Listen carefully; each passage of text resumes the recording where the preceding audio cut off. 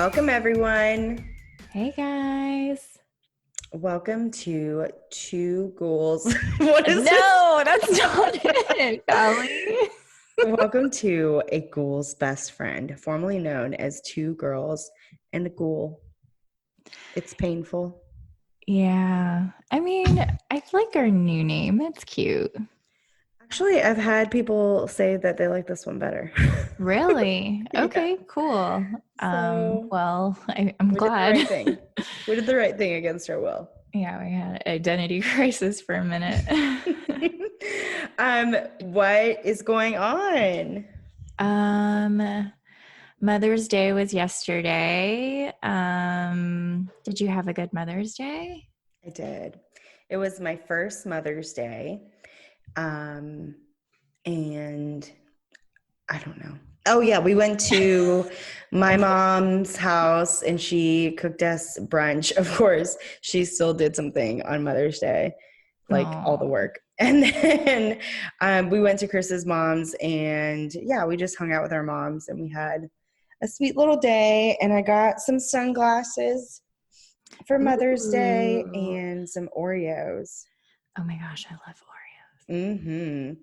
So these are like some like crazy ganache dipped Oreos. And Chris was like so excited to give them to me. And then they came they came in delivery and then there were just like some Oreos dipped in chocolate, like some regular ass stuck together Oreos. And Chris like was so excited. He like ran downstairs. He's like, "Your package is here." And I looked at it and I was like, "Yeah, it's here. Thank you." And then he looked at it and was like, "What? Like, what is this?" But they were still so tasty. A false advertisement. It was. That's exactly what he said. He's like, "I've been duped again by false marketing." Hate Fake them. news. So what did you do for Mother's Day? You're the new mother of a small corgi. Yeah, I mean, it was just pretty chill. We grilled out and we went for a long walk and we laid out. These were the gordita crunch wraps or the burger crunch wraps, right? Yeah, John made them. They're really, really good. I was like shocked how good they are. It's essentially a cheeseburger and a tortilla wrap. That sounds delicious. It was really good. Do you put like Mexican toppings on it or like I was gonna say Italian toppings? You put like some marinara? I guess you should probably put some marinara in there. Spice it up a little. Some marinara, some cheese, some damn garlic sticks. Yeah, cheese for sure. And garlic sticks. A little bit of love. Okay. So it's like cheese and ketchup and mustard. Yeah, but just cheese, no ketchup and mustard. It's all of that except nothing that you said. Yeah. Cool. What do you think about Grimes and Elon Musk's new baby name? Yeah, so can you break this down to me? I am so confused by this. For me. So when I see it, it reads XAEA12 is the name of this child. Yeah. But someone told me that's Kyle. Duh. It's totally Kyle, right? Kyle. I think John said, "Hey, that's Kyle." I was like, what? I kind of believed him for like 1 second. It's Kyle for sure. No, so Elon Musk he said something weird like it's I don't know. It stands for something. You'll tell me in a second because I don't know. But something like it's X. It's X first. It's just the letter X. Right. And then it's the AE, but it stands for Ash. AI, right? No. I thought that it was I thought the AE was Ash. That's what he's saying. That the way he pronounces it. Let me consult my Google. Get it, girl. I swear he said that it was. I swear. He said, I don't think they're on the same page of what they named their child, first off, because he reportedly said what does something Grimes different. say the name is? Okay, so she said on her Instagram that it's X, and then AI for the AE, and said that the letter A, then I, so AI, Grimes wrote on Thursday in response to her query on Instagram. It says the unusual choice could fall foul of state rules in California, where the couple are based. So basically, California is saying that they can't name their baby this ridiculous name. And you know what's so weird is that, like, actually, my family was in town from Spain, and they were telling me that somebody wanted to name their, so Leo is a popular Spanish name, like Leo DiCaprio. But they wanted to name their child Leon, which is lion in Spanish, and they were not allowed to do that. Like, Spanish law says that it has to be approved by, like, Parliament. Like, it has to be a legit name that is recorded, like John, Jacob, whatever, in order for you to name your child that, because you are violating the child's rights by naming it something psychotic. I don't think that's that crazy, Leon. No, not at all. That's what I'm saying, is that this name is crazy. Even further. Okay, so Grimes said it's just X, like the letter X, then AI, like how you said the letter AI. So then I read somewhere that it was like XII is the way she says it. Okay. And then he was saying that it's Ash Archangel. Oh. Like something crazy. Okay, and then I see a part where it says she explained X stood for the unknown variable, while AI was shorthand for artificial intelligence, translates to love in several languages. Okay. And then something about the couple's favorite aircraft. Oh, yeah. So then that's the ending of the name, the A-12. It's the precursor to SR-17, their favorite aircraft. No What's weapons, John's no favorite defenses, aircraft? just speed. Oh, okay. Well, that's interesting. I don't know. It says great in battle, but non-violent.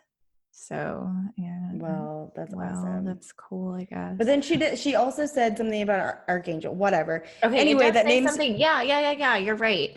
It says Grimes concluded the explanatory post on Twitter by revealing that A in the name also represents Archangel. But the way that Elon Musk was saying it, because I just sat through this interview, well, pieces of it with Joe Rogan, and he's talking about this. The way he says it is like Archangel, Ash Archangel is like the name, like X Ash Archangel or something. Yeah. But then she rebuted. She has a different name. They like are not on the same page. I don't know. It's just Kyle. I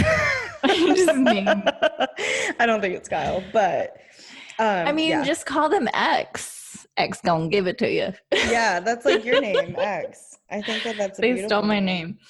I think so. I mean, yeah. So XAIA12. It sounds like a robot. It is. Maybe they're building a robot, and instead of having a child, they will announce their robot.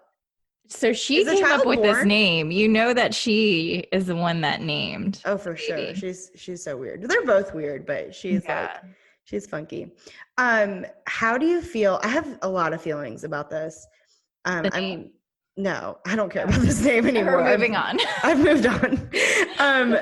So I was just having a conversation with another friend about Adele and her weight loss. And so I have a lot of feelings on it. I want to hear what you have to say.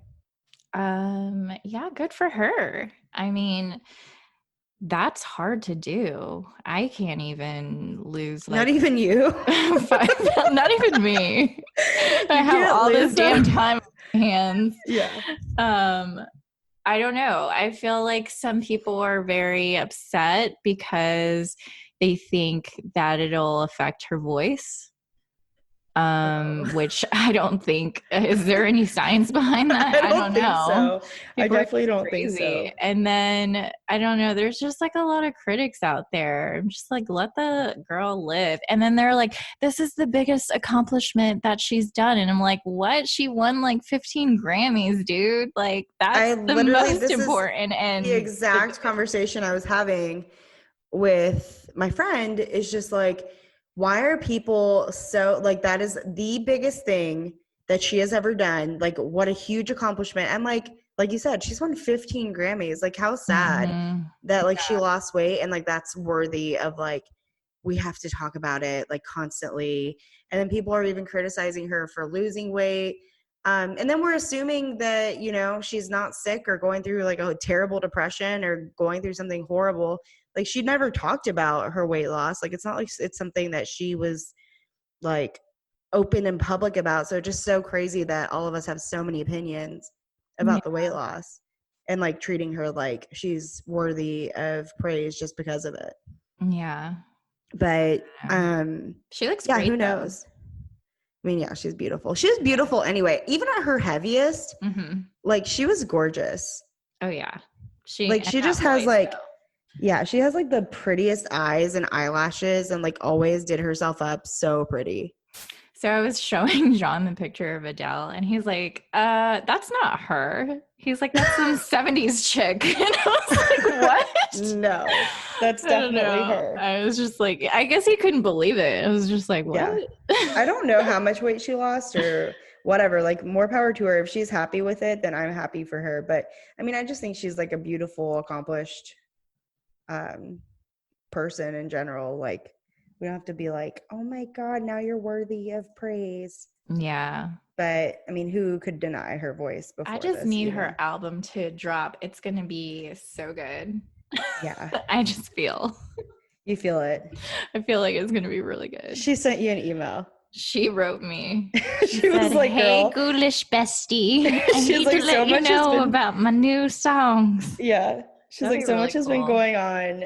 I lost a bunch of weight, and I just wanted you to be the first to know that my album is going to be fire because of it. Thanks, girl.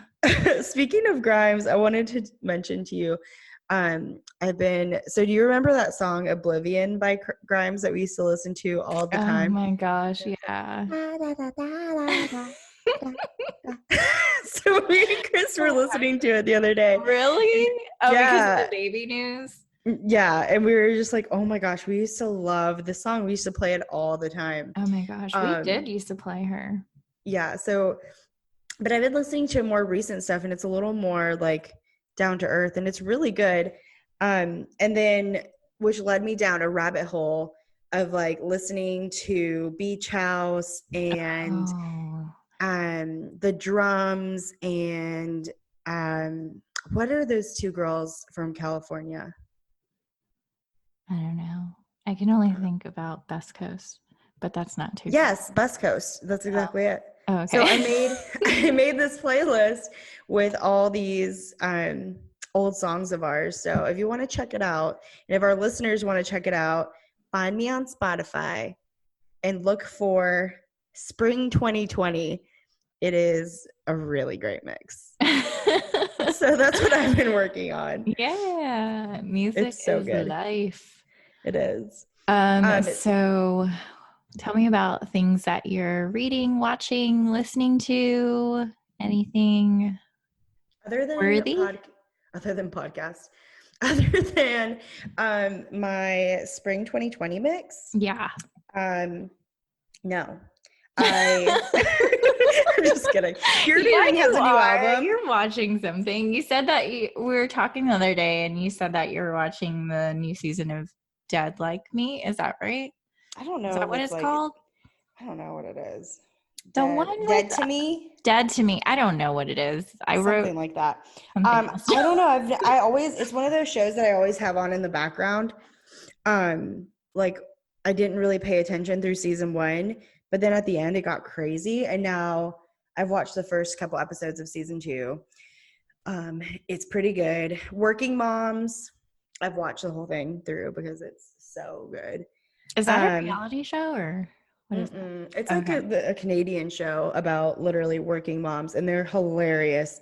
I've told you to watch it before. It's so good. Okay, I'll have to check it out. But yeah, that's it. Oh, no, I was going to tell you, Purity Ring has a new album. Have you heard it? No. It's really good. I love Purity Ring. We saw them twice live. Yeah, we like love them. Mm-hmm.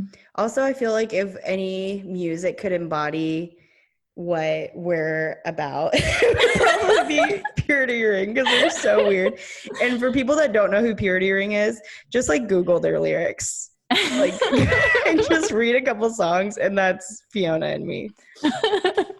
But yeah, so silly. Oh yeah, Jojo Rabbit. I wanted to. Have you watched it yet? Yes, it's so good. That movie. I loved it. It's so good. My Chris, my husband, does not like super sentimental sappy movies. He does like World War II and all that stuff, but he loved it, and like we are gonna own it for sure. It was just such a good movie. It's so good. If you haven't seen it yet, watch it. Scarlett Johansson. She's so good in it. She's really good in that. Like, usually I'm like not about her. Well, except for Vicky Cristina Barcelona. But this movie, she's so good. You gotta watch it. Okay, tell me about what you're watching.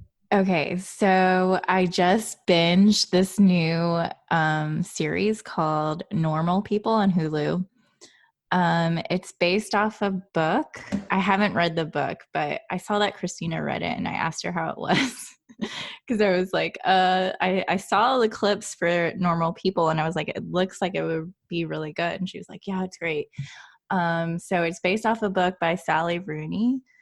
And it's basically a crazy kind of like boy meets girl story with two characters, Marianne and Connell, and it's based in Ireland, so they have these like really thick accents, which I really love.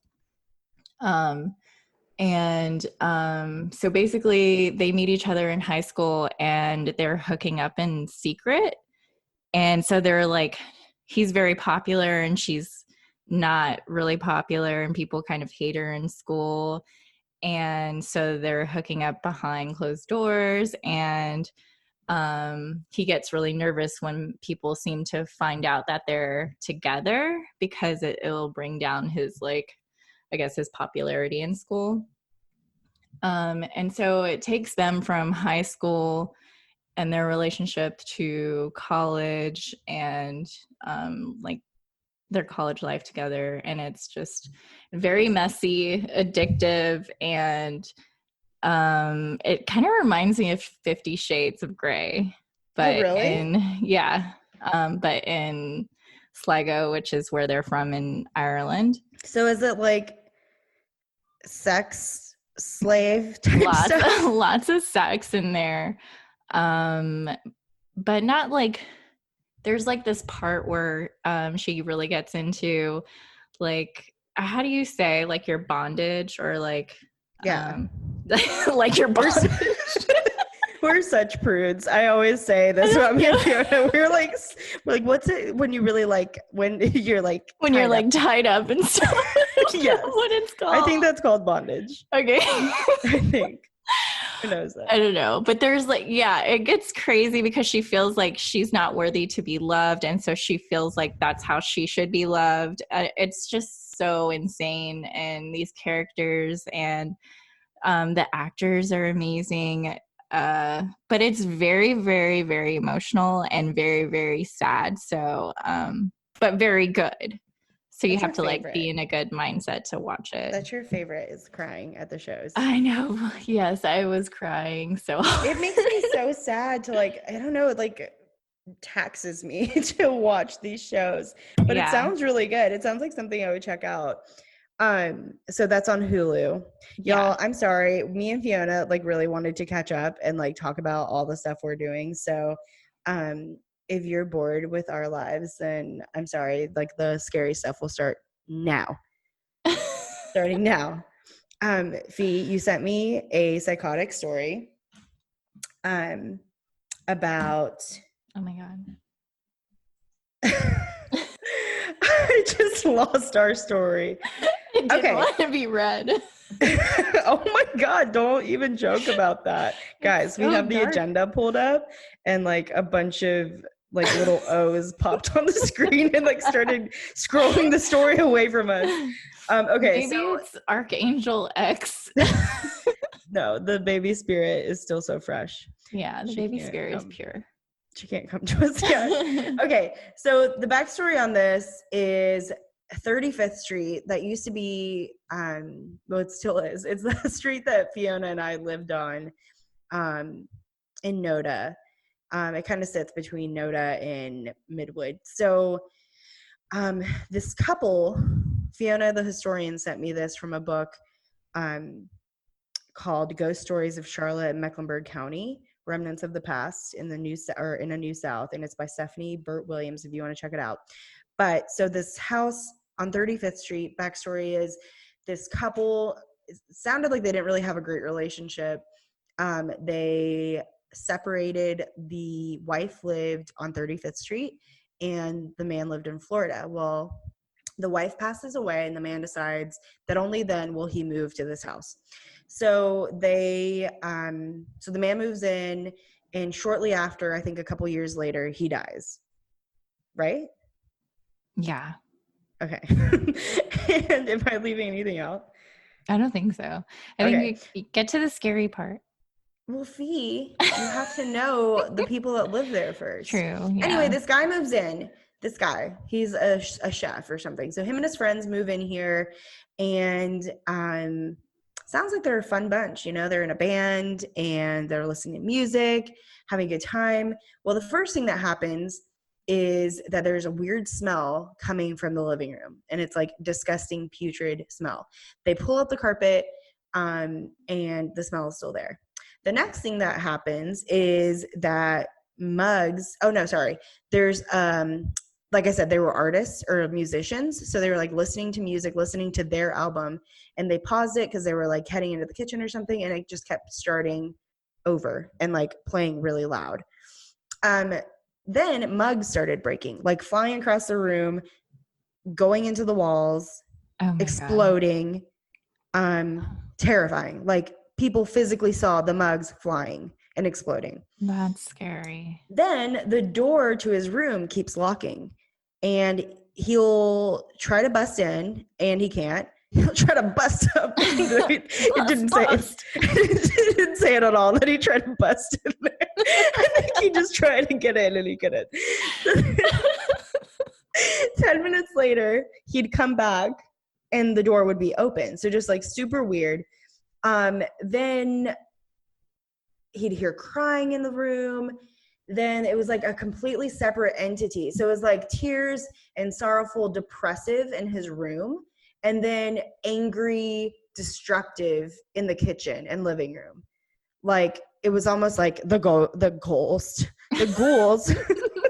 of the woman and the man, right? So there's like this sorrowful woman. He said it was like kind of feminine, and then like a more masculine, angry energy from the kitchen. But anyway, they decide that the reason why this is still happening is there's a rocking chair. When they first moved in, they went to the attic, they found this rocking chair, and they're like, oh my God, that rocking chair is still up there in the attic. Like, look, enough's enough. All this shit has happened. We're terrified. Like, let's burn the rocking chair. So they all talk about it. They have a plan, like they're going to get off work and they're going to go burn this rocking chair. Well, they go up to the attic. The rocking chair is gone. There is no rocking chair, which really stresses me out. Yeah. And I think that they decide then and there that they're leaving, and they leave literally that day. Hell yeah. I would too. So scary. So the theory behind it was that what was that? Oh my God. What is that? I don't know. I'm going to move on. I'm terrified. Why are we doing this? Okay. So then I'm distracted. I'm scared. Okay. So then there's new neighbors. You guys, I'm scared. Okay, so there's new Blair neighbors. Witch right now. Oh my God. Y'all, if you can see me on the Zoom meeting, my nostrils are flaring. Just kidding. Okay, but this the guy apparently leaves, and so this new family moves in, and he says that, you know, he thinks that everything's cool, but then he mentions at the end of the story, they have mentioned there's a faint smell in the living room starting. So it's like the haunting is starting all over again, which is terrifying to me. Yeah. I wonder how close that house was to where we lived. I don't know, but That's probably weird. pretty close. I feel like that Yeah. entire area has to be haunted. Yeah. What was that, pal? Dude, I'm getting scared. Okay. We need to take a break. Megan, thank you. Welcome to the show. We're so excited to have you on. So me and Fiona were just recording, and then some weird noises started coming from my garage. So we freaked out and we had to like cut the recording. So yeah, it was really scary. We're happy to have you on. I didn't get to read your email. I'm just going to read a little piece of it and then have you tell your story. Does that sound good? Yeah.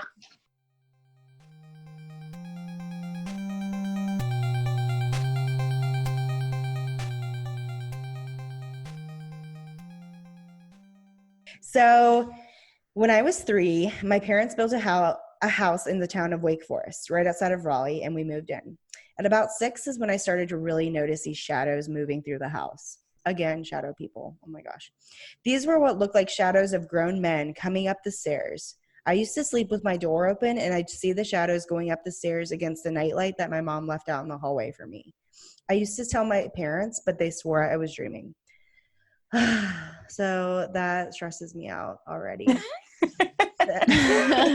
I don't know if you got to listen to our episode a couple weeks ago, but it was about shadow people and like shadows that our other friend Megan saw. So it's just a lot of patterns here, but that was really scary. And I can't imagine being 6 years old and starting to notice these things. So yes, please tell us. Yeah, it was, I don't know. Like, for the longest time, I thought I was kind of crazy because I was like, oh, you know, like, maybe it's just something that you're kind of seeing, or, you know, like, just rub your eyes and it'll go away. But I would see these things, like, you know, normally you would have to have, like, some kind of light to, you know, be able to see a shadow. I would see them in the dark, like, with barely any light around, and they would just be like, I don't know, like, it was right in front of me. It was scary. But we had a house to where when you came in the front door, there was like the stairs right in front of you. And then at the top of the stairs to the right was my parents' room, and then my bathroom right in front. And you would kind of like turn the corner, and there were 2 bedrooms down the hall. And then at the very end of the hallway was a bonus room. And this bonus room was like, it was legit. It was really cool. Me and my dad used to hang out up there. But it had like, I don't know, like on the wall, it had these little doors that kind of went into like a little storage attic space. Oh, yeah, and I know what you're talking about. Always gave me the creeps. Mm-hmm. Like, I always felt like something was watching me from there. And I never felt like uneasy while I was in there necessarily, but like my bedroom door was like right there at it. And I would always feel like some kind of way when I would go to bed. And then I started seeing things, and I was like, okay, no, this is not cool. Not at all. Not at all. And then one night, my cousin, my mom and dad, like, barely ever left the house. They're not very social people. But they went to a Christmas party one time, and my cousin, who's a bit older than me, came over, and she was spending the night, and she was like my babysitter for the night. My parents had they had like a pull-out couch, and they had put her room like in the bonus room. And I was like, oh man, don't go in there. But she did, whatever. And after she had put me to bed, she was like, okay, I'll just be downstairs watching a movie. I was like, all right. Heard her go downstairs. And then a little bit later, I heard footsteps down the hallway. I saw a shadow. And then I heard the door close. And I was like, oh, okay, Laura's just going to get something, whatever. And then I see the shadow go back down the hallway, after the door like flings open. Then shadow goes down the hallway and I see it go down the stairs. And I was like, something's not right. And I went down there and asked her what she had just been upstairs for. And she was like, I've been down here the whole time. Oh my God. Like, okay, definitely not cool. Yeah. That was, I don't know, I kind of dealt with that up until the point where I went to bed one night. And I've just always had trouble sleeping, and this didn't make it any better. But like I said, I used to sleep with my door open, and my mom had this nice night light out in the hallway so I could get to the bathroom if I needed to. And I couldn't sleep, and something kind of like brought my attention, like, just open up your eyes. You know, you're sick of like trying to go to bed. You can't sleep. Just open up your eyes. And I looked into my doorway, and there was this girl standing in my doorway, and she had like long braided pigtails and a dress, and I was just like, oh God.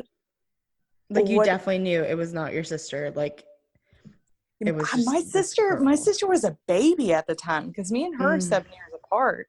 So she was like a baby, even if she was around at that point. I can't really remember if I was like, I know it was between the ages of like 6 and 8. And then I don't know. I was just like, what the hell do I do at this point? You know, like, I can scream out for my parents, and if they do hear me, cool. Like, are they going to see her? I have no idea. They haven't seen anything so far. And also, like, if I scream out, is she going to attack me? Oh God. That is and then, so scary. Like, I can't run through her. Like, that would be kind of rude, you know? Like, can't just like run through the girl. Disrespectful. Cannot disrespect the ghost. So I just like, I pulled my comforter over my head and I just cried. And then finally, like, when I kind of, you know, I stopped and was like, okay, maybe you were just seeing things. I saw her out in the hallway on the ceiling. And I was like, nope. And I don't think I slept at all that night, unless maybe I cried myself to sleep completely. So when you say she was hanging from the ceiling, like upside down? No, she was like on all fours on the ceiling. Ew. Oh my gosh. Why? Like, I remember I went to the movies one time to see, and I can't even tell you what movie it was, with an ex of mine, and it was some kind of horror movie, and in it, like, there was a kid on the ceiling just like climbing around, and I was like, oh, nope. I got There is something about the ghosts that like, or like demons or whatever that crawl around the ceiling that is so terrifying. Yeah. Why the ceiling? So they can just have eyes on you all the time? I don't know. It's just so traumatizing. So do you remember like what she looked like and everything? So, I mean, she was just a shadow. All I could tell was like what her silhouette was. Mm. And then, okay.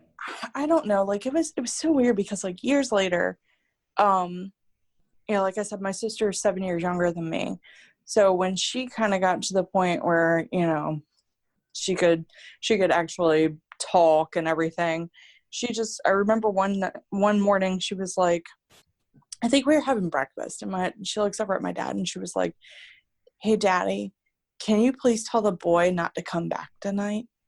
And I got chills. And he goes, what are you talking about? And she goes, there's a little boy that has come to my room a couple of nights and he wants to play. And I told him that I can't. I have to go to bed because I have to get up for preschool. And I was just like, what are you saying right now?